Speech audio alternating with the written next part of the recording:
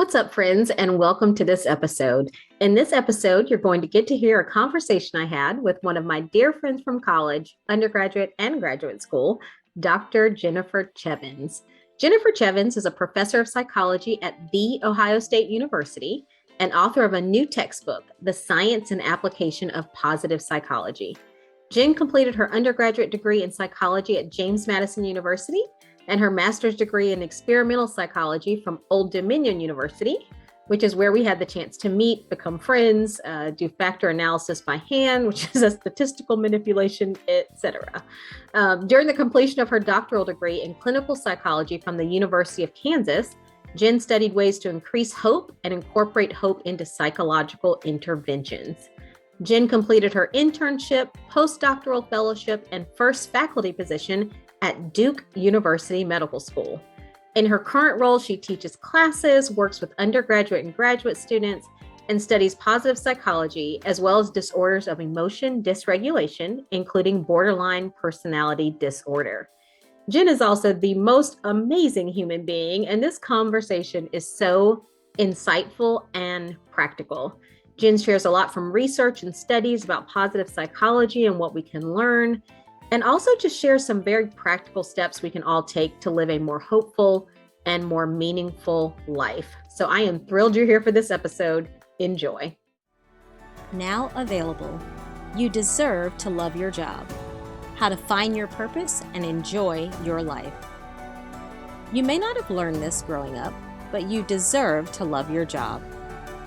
You will spend more time at work than in any other activity in your life, and you deserve to love it. Research tells us that people who love their work are twice as likely to enjoy their life.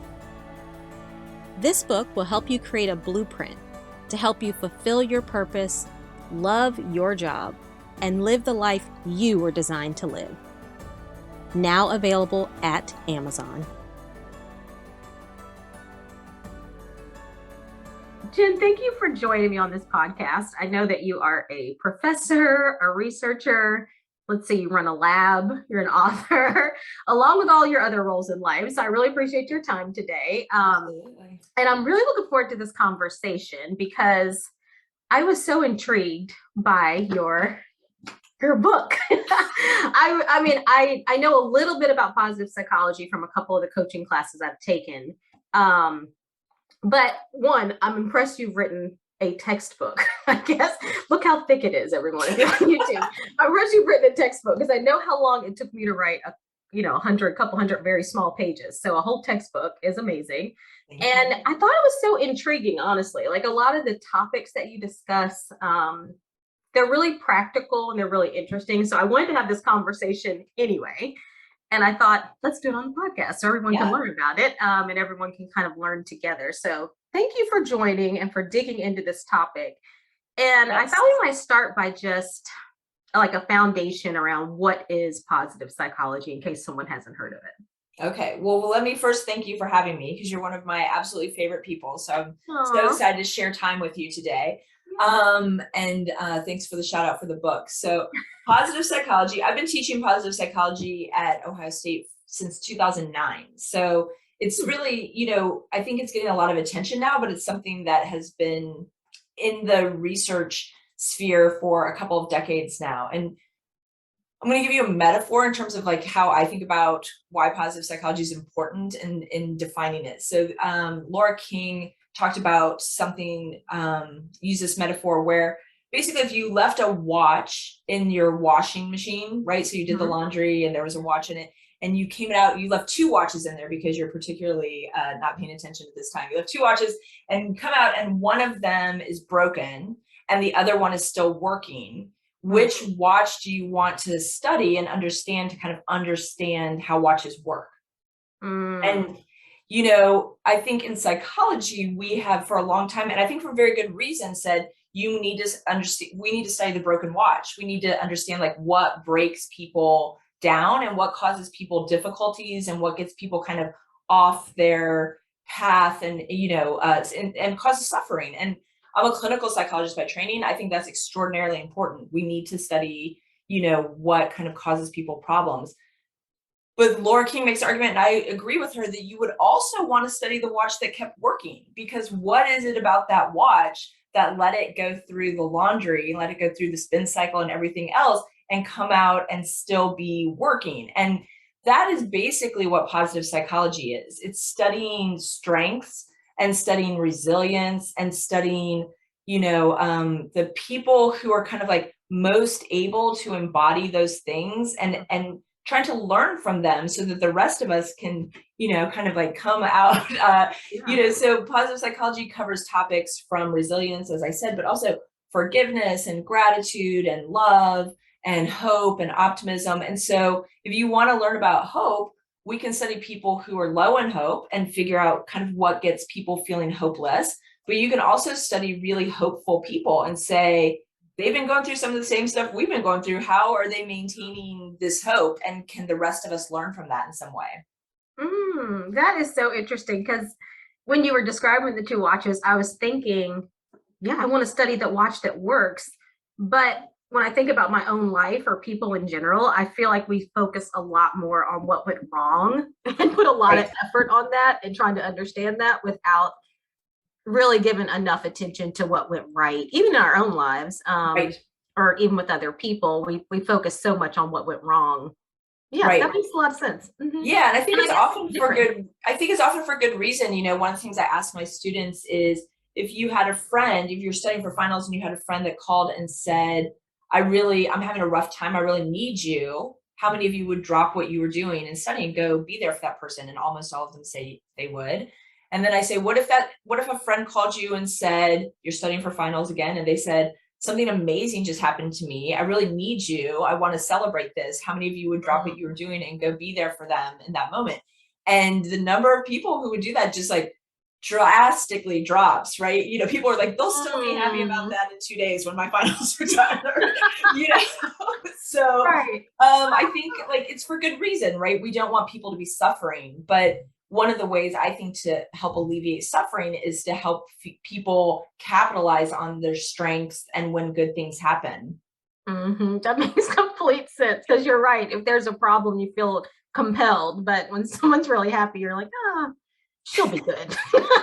She's all right for a couple of days. Right, exactly. You can celebrate on her own. Sometimes we do that in life too. Like, I think, someone passes away or there's something really difficult, and then we say, everyone shows up for the service, but someone is celebrating finishing, a graduate program or finishing school or something like that. And then do we always show up for those things, which actually are also super meaningful? Right.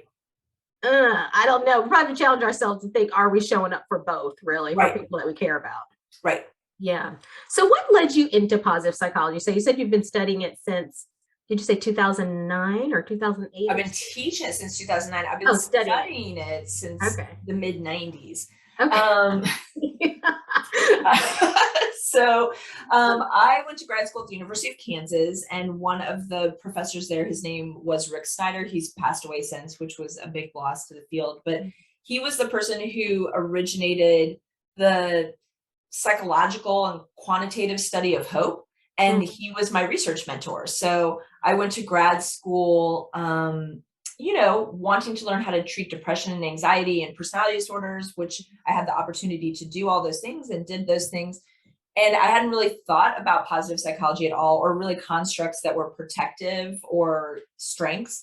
And just, had the great honor and pleasure to work with him. And so I spent my grad school years studying what hope is and how it protects us. And then my particular interest in it was, can we increase it for people who have low hope? So I spent much of my work thinking about, are there ways to boost hope for people who are a little bit lower in hope? Okay. And is there, are there ways? There are ways. Yeah. There are ways. The way we study hope, the way we define hope, we think of it as basically your orientation towards your goals. And so hope is having well-defined or well-specified goals, and then the belief that you can think of ways to get there, and then also the belief that you could use those ways.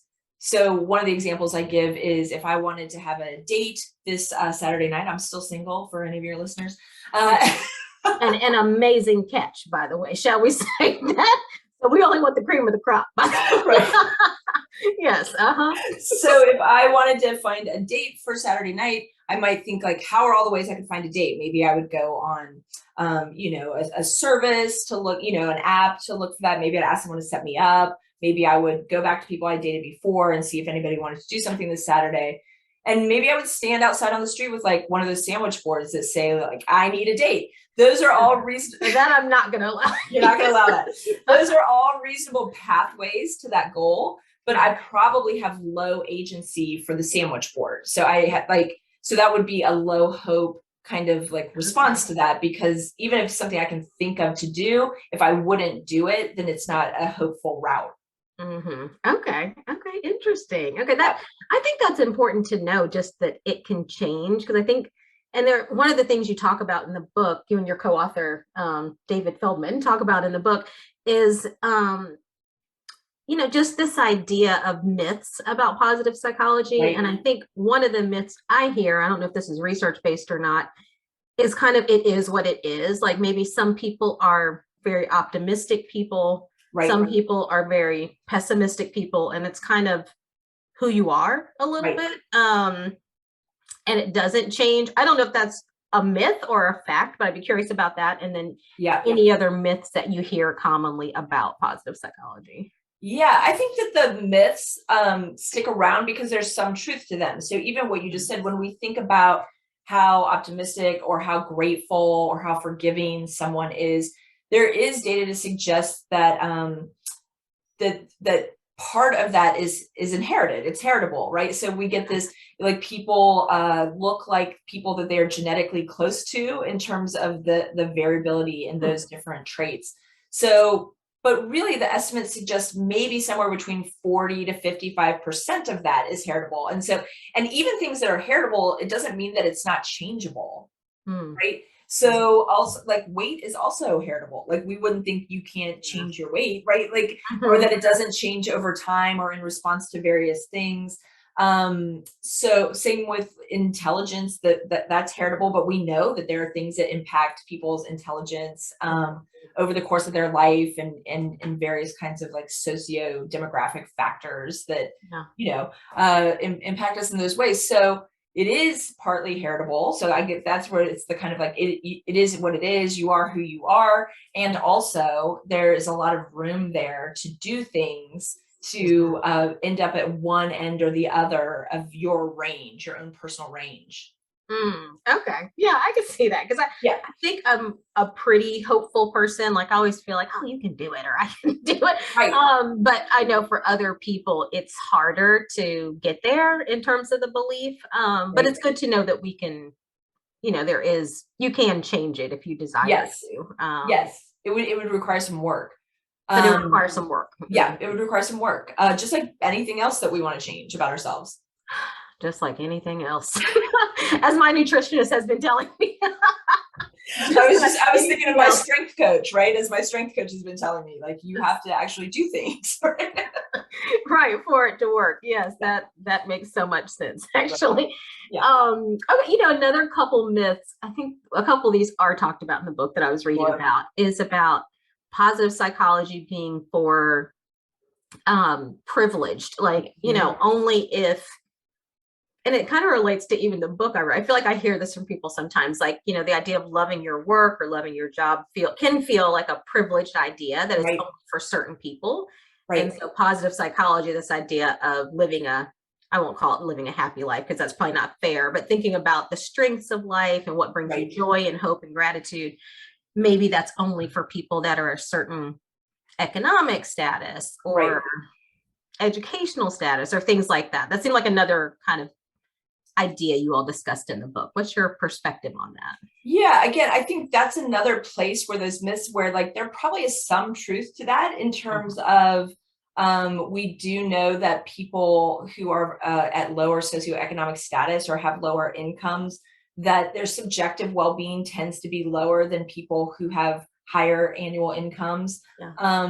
there is a threshold for that. So once you kind of cross a threshold in terms of your annual income, then more doesn't predict being happier, right? It's kind of, Yeah. you need to have your basic needs be able to be met and feel like you're secure and that things are, so there is some truth to that, right? That's a privilege to be at a space where you feel like, okay, I can provide for all of these basic needs for me and my Yeah. family. And I've got a little security, so I'm not going to lose this all tomorrow. Mhm. That being said, again, we all have ranges. And Mm. so even someone who is, you know, not in a privileged class or is lower SES or struggling in some way, there's still a range of how forgiving or grateful they might be at any time. So kind of doing things to move up to that range. There's also evidence that sometimes under high times of stress, people's strengths like really come to them in a way that's really Hmm. useful. So if you think of positive psychology, if you don't think of it as just happiness, Yeah. right? But if you think about it as like your ability to use your strengths to do what you can do for yourself, um, you know, when we study intro psychology, we teach students about things about how terrible humans are, right? Like Yeah. is one of the things we The teach them, like, Milgram studies. Yeah. yes, the Milgram studies is exactly right. So when authority tells you to do something terrible, then you are more likely to do that terrible thing. Uh-huh. Um, but what we don't talk about is about a third of the participants in those studies say, no, I'm Mm. not going to do that. Mhm. Right. And so there's still Mm. something, even when you're in conditions that might predispose people to act badly or to not, you know, kind of like lean on their strengths, there's still a group of people who are doing that. And it doesn't correlate perfectly with being privileged. Mm. That relates so much to what I've been thinking about even the last week. So this last weekend we had our church had a leadership team meeting, and we were talking about stress management, as you talk about in times of Right. stress or difficult times.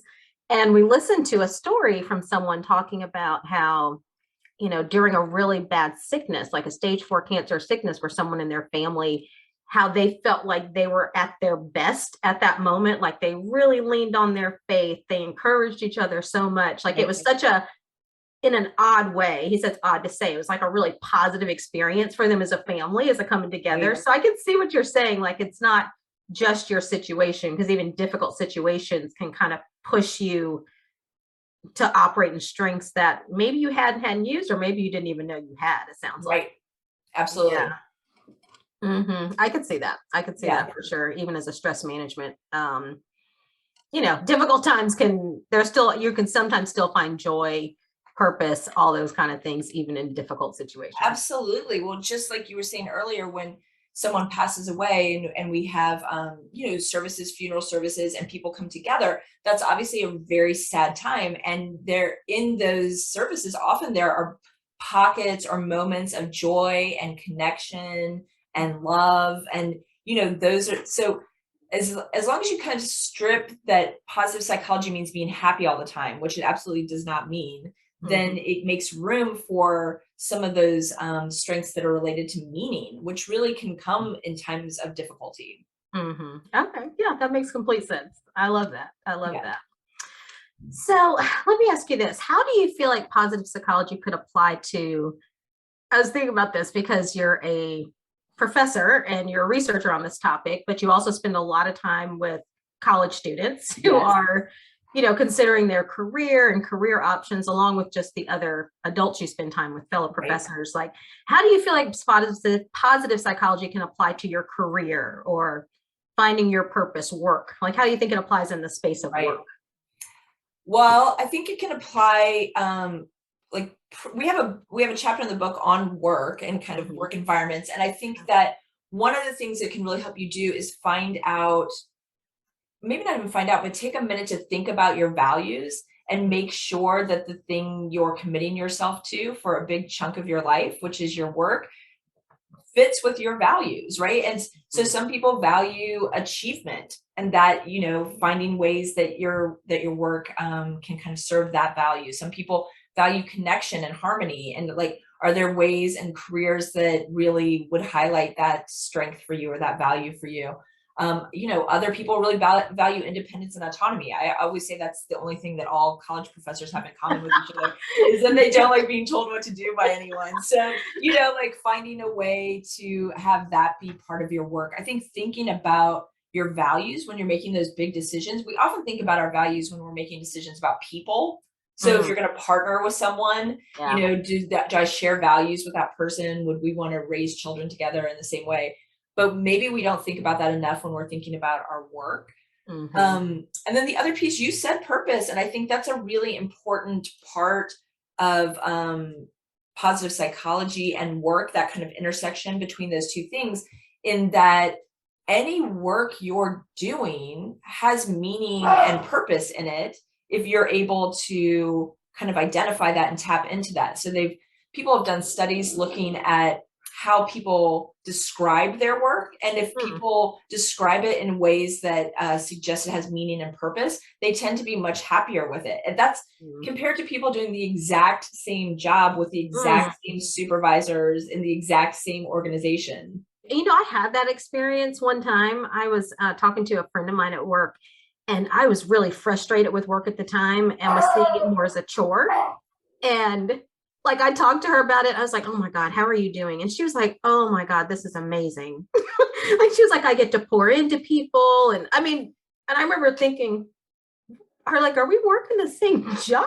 Like, what are we doing here? But to your point, I think she had found meaning and purpose in what she was doing at the time. I really hadn't. And we had really different experiences, so yeah. Right. Some of when they've done these studies, one group of people they did studies with were people who were doing custodial services at a hospital. And when they asked some people, what do they do? What do you do in your job? They would say, I clean up, I empty the waste baskets, I mop the floors. And other people would say, like, I make the room safe for people who are here. And I make sure that, like, when people's families are here, that they're in a space that kind of allows them to be together. It's just a really different way of thinking about the exact same behaviors or things that you're doing.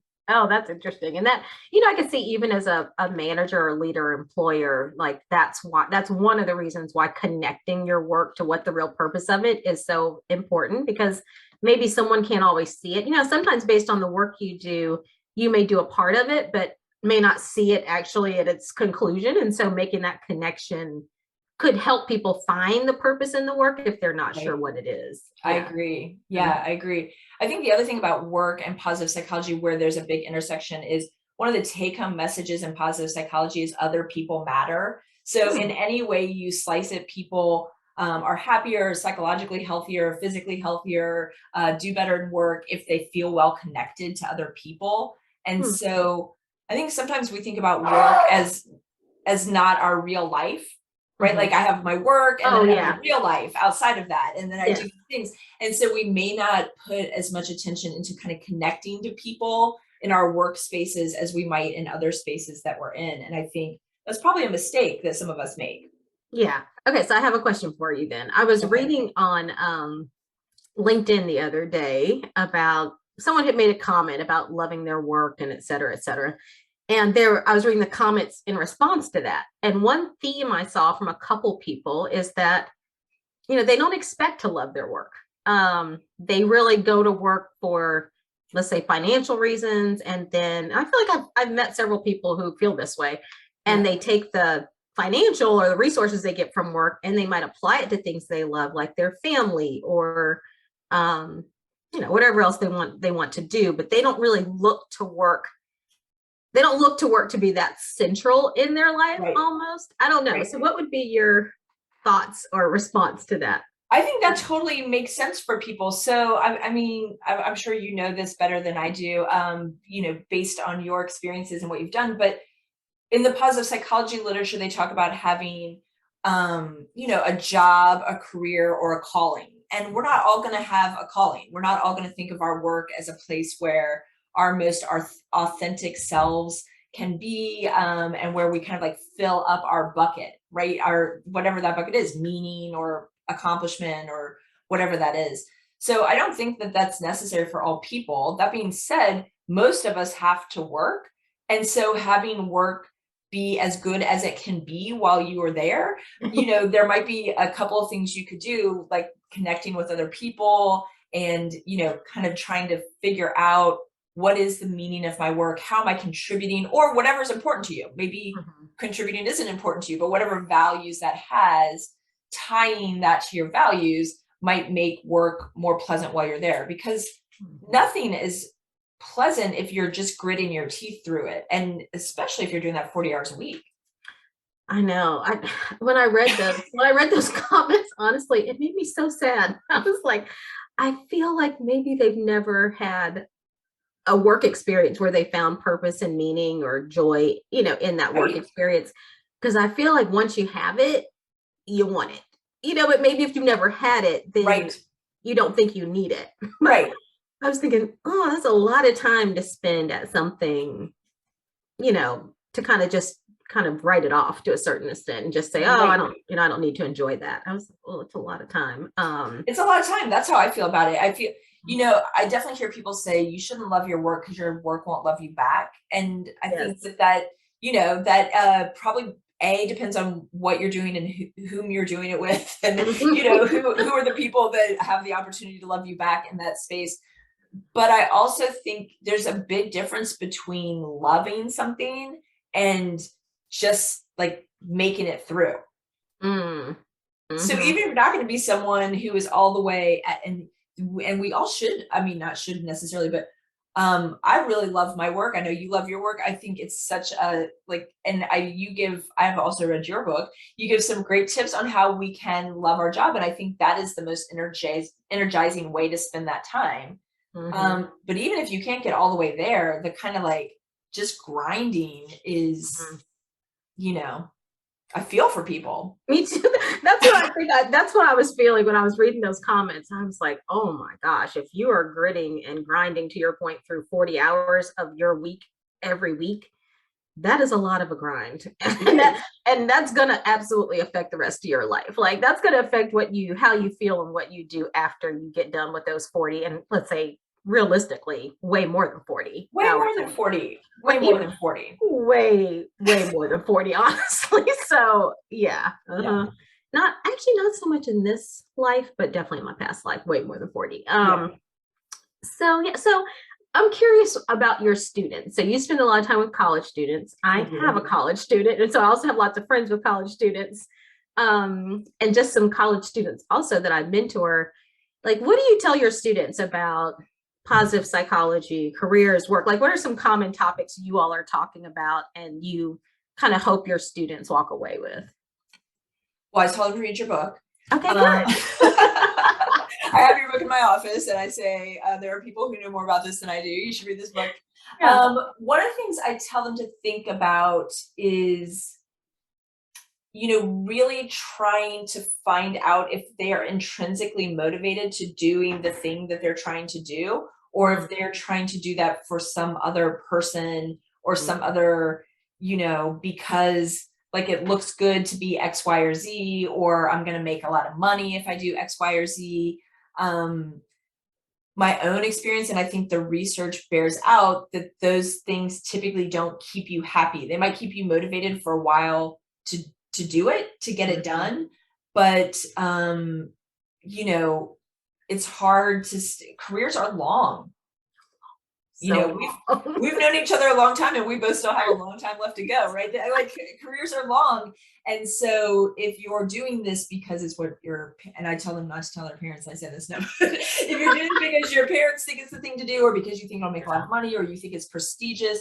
A lot of students will say, I want to be a clinical psychologist. And they say, why? I ask them why. And one of the things they'll say is, I want people to call me doctor. I want to have that title. Like, no one's going to call you that. That's what's so funny about that. I would say the times you get actually called doctor as a PhD are pretty small. I think. I don't know. I think it's against the policy of the Associated Press. So I'm like, well, that is a terrible reason to go through 5, 6, 7 years of graduate school. Yeah. You know, it has to be something that you want intrinsically, I think. And I think a lot of times college students haven't even thought about that yet. They've just been thinking about what do I need to do to get into college? What do I need to do to get into this major? What do I need to do to get out of college? And they haven't asked themselves, what do I want to do? What do I think would be important to do? What do I think would be meaningful to do? I could totally see that, Jen, because I spend some time with college students, but more time with adults who, especially probably most of the people I work with, are mid to late career. And I cannot tell you how many people I talk to that say that did what you're saying not to do as students and regret it, that say, I went into whatever, finance, IT, engineering, whatever it might be, because my parents, for all the right reasons. I always feel like my parents are like trying to, help you find security and all those things that maybe some of them even struggled with. My parent told me to do this, so I did it. And then, 20 years later, they're like, I really don't like this. It's hard to have the, to your point, motivation or endurance to continue. Right. And they're really trying to figure out, okay, what might I do differently now? Like, how can I pivot this into something I would enjoy? Right. So I think that's great advice about just intrinsic motivation. Yeah. That's really good advice. What would you do? The other thing I tell students, which may seem like it's not positive psychology, but I think it is get comfy with failure. That I think that particularly when you're young, some low-cost failures can be really illuminating for you and help you understand where your strengths are, how you bounce back from that, how important something is to you. So if you fail at something one time and you're done with it, then that wasn't something that was going to sustain you in terms of a career for a long period, because we all have failure built into what we're doing. Yes. I went through a phase, I'm over it now, but where I was asking people at parties what their favorite failure was. Yeah. Which as you can imagine made me quite popular. Oh yeah, all the rage at the party. But I think that it's just something that we have gotten to a point where we think success means the lack of failure. And I really think there's this kind of persistence piece that we're missing out on when we define success in that way. And I think it keeps people from trying new things, right? So when you pivoted in your career, if you had been afraid of failure, you wouldn't be where you are now. You wouldn't have written the book. You wouldn't have started your own company. The people who do things that bring them purpose and meaning in their work have to tolerate the possibility that they're going to have some failure along the way. That honestly, I swear, the next party I go to, that's good. It's so fun. Actually, people love it. You should ask them. It's a very fun party question. I am absolutely going to ask that. I'm totally asking Kelvin when he gets home. He's like, oh my God. I'm like, Jen told me to.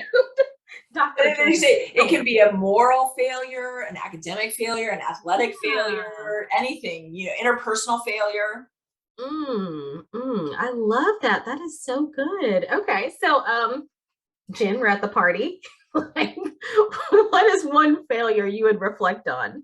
What's one failure you reflect on? Well, one of the failures, and this is why I need to work on my phrasing, because it's not my favorite failure, but one of the failures I feel like I learned the most from was when I was in 8th grade, and there was a young man, a boy in my grade, that was being picked on by people, and I did not step in the way that I wished I would have later. And it stuck with me the whole rest of my life. And so now every time I have an opportunity to do better in that way, I do. And I just really try to think of it as repairing with the universe for not being my 8th grade self, not quite having the moral fortitude that I wished I had had. Oh, I love that. And I could totally see that, because you really are an advocate for people. You're an advocate for other people. Yeah, you're willing to stand up for other people, speak for other people who maybe don't have a voice. So I could absolutely see how that shows up in your life. And I get totally what you're saying. It's almost like if you're holding on too tight to wanting to win and succeed all the time, there's a lot of things you won't reach for, because you're just holding on so tight to, what you need to be right. Right. And in my job, I have so many failures. They're not even interesting, because I submit papers that get rejected, or grants that get rejected, or I try to master some new, statistical procedure that I fail many times before I'm able to get that done. So I have lots of failures. It's just many of them are not particularly interesting because they happen so frequently. Yeah. Oh, I get it. Yes, me too. And you're right. You kind of get, I guess they don't sting as much, maybe. I don't know if that's true, but you kind of get to the, kind of the realization that, yeah, on your way to doing something well, there's going to be failures along the way that pivot you one way or the other, or teach you different things. So I think you're right. After you kind of get comfortable with it, then they almost just don't even hurt as much. That's right.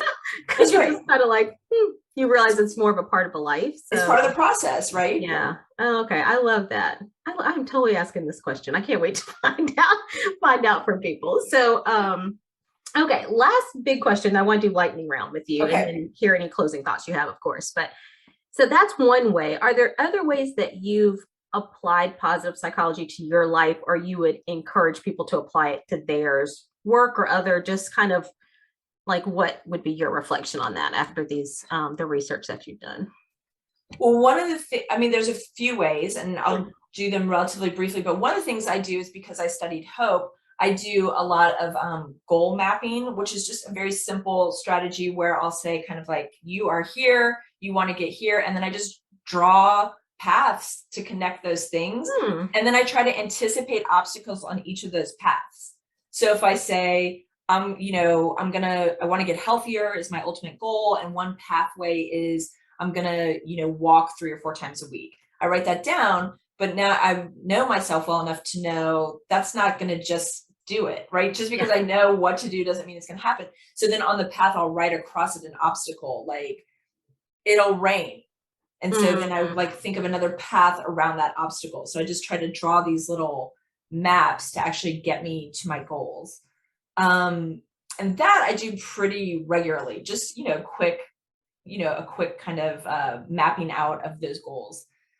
I also try to really harness my positive emotions. So I believe, and again, I think the research bears this out, that people do their best work when they are experiencing positive emotions, whether that's curiosity or happiness or love or, even just contentment, that we do our best work in those ways. So I try to build in like some positive affect boosts before I'm going to do things that require creative thinking or energy, or, that might be eating a couple of, pretzel M&Ms, that might be watching a dog video on YouTube, or, snuggling with my own dog, doing something to kind of like boost that positive affect before I'm going to do something hard or irritating at work. And then I try to express a lot of gratitude. Yeah. I just try to really like acknowledge that I am where I am in part because of my relationships with other people and how other people have kind of contributed to the things that go well in my life. And I try to stay open to that, right? Like there can be times where you want to feel like, no, I got myself here. Right? So I try to acknowledge other people's roles in like big and little wins that I have, kind of across my career. That is amazing. Those are so practical too. Like I'm already goal mapping something in my mind. I'm like, I love that idea of drawing it out, and to your point, thinking through the obstacles, but I really like the visual part of that, which I've not done before. So I love that. And these positive mood boosts, like, your mood absolutely affects your work, and how creative you are, and how, how much endurance you put into it, what your real output is, and certainly the way you interact with others. So if you have to do something you don't like. Right. Yeah. Like proposals. I really don't like creating proposals. So I need to figure out what can I do before I do those to kind of get yourself in a more positive mood. Sometimes I'll do a walk or something, but I love that. That is, that makes a lot of sense. And just gratitude for other people. And it can be really easy to kind of get into a prideful place thinking that I'm pretty amazing. Like I did that really on my hard own. for this. Yeah. But to get in a real thoughtful place, a probably realistic place, a place of gratitude on kind of how really other people and circumstances contributed to what we are blessed to have and experience. Right. Yeah, makes me And want to study positive psychology more. yeah, good. I'm glad. Come to class anytime. And I want to say about gratitude, because there are some cultural differences in how people experience gratitude. And so in my mind, when I experience gratitude, it does not take away from any of the personal things that I've done. So I can think that I'm pretty amazing and I worked really hard. And also I'm thankful for other people. Some people, when they experience gratitude, and I think there's some cultural norms around this that might be different, particularly in more collectivistic and more harmonious cultures, that feeling gratitude is sometimes accompanied by feeling indebted. And so that's not my experience of gratitude. But if that was someone else's experience of gratitude, I probably wouldn't do a lot of adding that into my workday.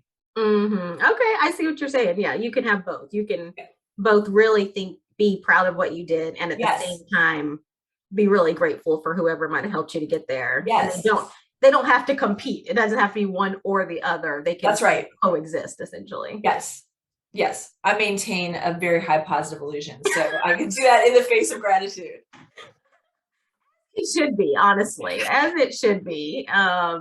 Yes, because you're amazing. So as it should be. I love that. Yes. Doesn't have to take away. So, okay, great. So thank you for all of this. This is super helpful and very practical, honestly. On what we can do just to lean into our strengths and hope and joy, and just even asking that question of yourself, like instead of always asking what went wrong, but what went right in your life and what contributed to some of the success you've had. I think, I asked that with some of my coaching clients, can really contribute to almost different sets of learnings, because sometimes what caused something to go wrong and what caused something to go right, it's not like they're the opposites. They can literally be different things. Is that true in the research as well? Absolutely. Yes. Yeah. So that's a great practice to have. And so let me ask you this. So these are just lightning round questions designed to help everyone get to know you better in general. So the first question is, what is the most unique job you've had? When I was 15 and 16 years old, I cut fabric at Michael's, which was like a Joann's fabric. Oh yeah, I was the fabric cutter. Okay. Did you enjoy that? Was this I loved it. I loved it. I did. I got really, the table has a little groove in it that you just put the scissors right through, and I loved it. I could see that. I like crafting in general. I don't do a lot of it, but when I do, I always feel like it brings me some kind of a level of peace and comfort to it. So yes. Okay. Next question, and you answered one of these, but I'll ask you again in case there's another one. What is one thing you do consistently to enjoy your life? I mean, I try to, I live in Ohio. I moved here for a job, so I didn't know anybody when I moved to Ohio. And so I really try to build in lots of time with my people. So I travel to see my family. I travel to see my friends. I travel with my friends. So just, kind of making time to maintain relationships. You and I are both, I was an Air Force brat. So, really taking time to make sure I stay connected to people from all different parts of my life. Yeah. And it's interesting how it does take some effort, but it's really possible, even long distance. Like, I don't know if I realized, just how connected you can continue to stay to people, even across pretty significant distances, if you're intentional about it. So, Okay. So what is one career, life, could be school hack you've learned? So it's like a trick or a tip on anything, would you say? Yeah, I that one is a little harder because I think what do I do to make my life easier? I can think of lots of ways I make it harder. I think one for me, and this is probably pretty personal, but I try to write in the morning. So part of my job is writing, and one of the hacks that I have found is that it has to come first or it just doesn't get done. And also I think best in the morning. So that's part of the hack, is just making my schedule so that my meetings and things that, not that they're less important, but they require a different kind of thinking, happen later in the afternoon when I'm starting to wane a little bit. Okay. So putting it at the best time for you, best time of day for you. The best time for me. Yep. Okay. All right. So this one I'm really interested in. You see a lot of our college students. What piece of advice would you give to parents of college students? Yeah. Whenever someone asks me what piece of advice I give people, my piece of advice is usually don't listen to advice from other people. Like, make your own way. But I think that one of the things, it goes back to my strong interest in failure. I think that one piece of advice I would give is to let your children, your students, have low cost, age appropriate failures. Kind of like throughout, like, I think sometimes we think we're saving them from some pain by stepping in, and sometimes we have to step in because sometimes they need adults to step in for them. Yeah. But if it's a low cost failure, like letting that stand and letting them kind of feel that and recognize it's not the end of the world. I think they get afraid that it will be the end of the world and they don't have any experience to suggest otherwise. Yeah, I could see how that can contribute to resilience. And to your point, so important early in life when you as a parent at least can know, okay, that's not going to hurt them that much. You know what I mean? Right. Like to your point, it's a low cost failure. It's not like, maybe some of the costs that we pay later on in life. Right. Yeah. Okay. Yeah. All right. Last thing is, what's one piece of wisdom or piece of advice you live by? Well, one of them you said is don't take advice from other people. Is that it, or what was he? No, I do take advice. I just I worry about it sometimes. It's something that lots of people have said lots of times, but that you won't get things you don't try for. And there's lots of different ways to say that. When I was at my previous job, we used to say, you have to omit behavior in order for it to be reinforced, which is the geeky academic way to say, like, you miss every shot you don't take. But you have to, you can't get what you want unless you're willing to try. Yeah. So try anyway. Yeah. Which connects to your point about failure too. Right. Like you have to be comfortable with that too, but try anyway. Yeah. Yeah. I love that. Well, thank you so much. So Dr. Jen Cheavens. So wait a minute, this dog, whose idea was it on this book to have this? I mean, can you adorable believe that dog? We call it Boop. I don't know what its actual name is. It was David Feldman and I, we went to grad school together. We really wanted something fun. And so we just, said, like, can we have something like a dog? And then our editor found that picture and we were like, that's it. This is it. I love it. The Science and Application of Positive Psychology. Jennifer Cheavens, David Feldman. Congratulations on the book. You. And thank you so much for joining. Thank you for having me. It was a real pleasure. All right. Okay, well, thank you, friends, for joining. I hope you loved the podcast. And thank you, Jen. Thank you. All right. Be well, everyone.